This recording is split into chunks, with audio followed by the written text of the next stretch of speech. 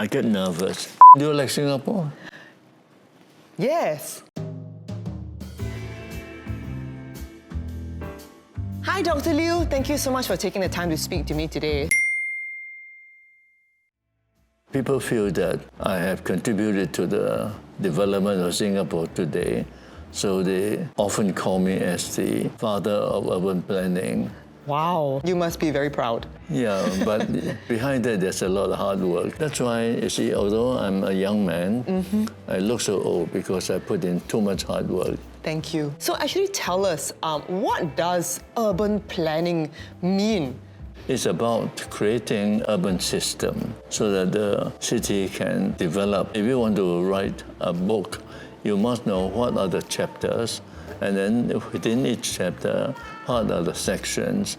You have to plan that before you write a book. What kind of considerations do you have to have when you're building the city? And also, how do you get feedback or input from this population about what their needs are? I often tell people the purpose of urban planning is for people and for the land. People to create an environment that is livable for them, and also to create an environment that gives people a sense of belonging, a sense of community.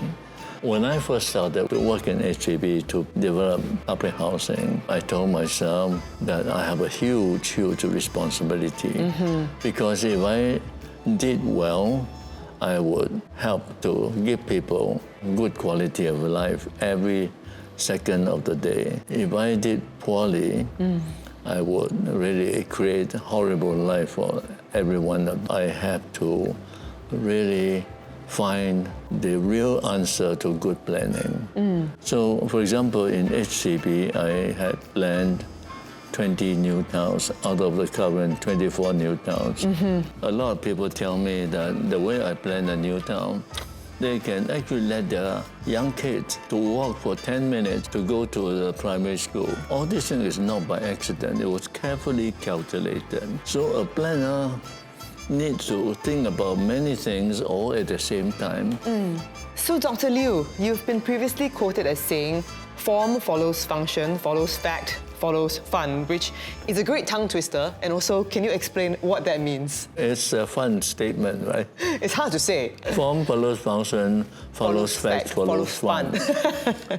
You see, when you plan a city, you want to create a city that helps people enjoy, that is fun. But what are the factors that will create the enjoyment?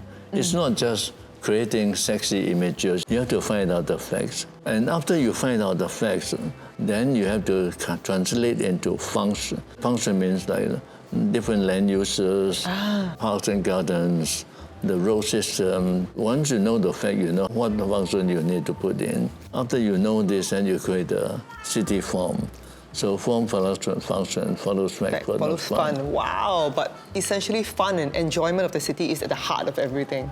And having been in this field for so long, do you see any changes to the principles of urban planning from when you started as opposed to now? A lot of planners tend to believe that since the world is changing very fast, we have to plan for change. I don't subscribe to that because I feel that if you build for change, you have to keep build up and then pull down and change. You can imagine the amount of money wasted, and also how it could contribute to global warming. So I believe that the job of a planner is to find out what are the fundamental, unchanging needs of human beings, capture those, and incorporate those needs into the plan.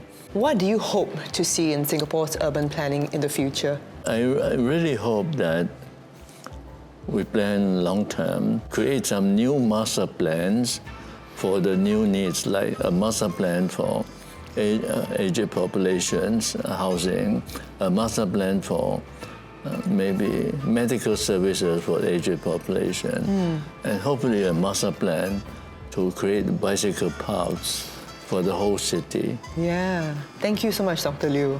Thank you. It's been such a privilege talking to you today. Well, thank you for giving me an opportunity to explain the planning thinking behind Singapore.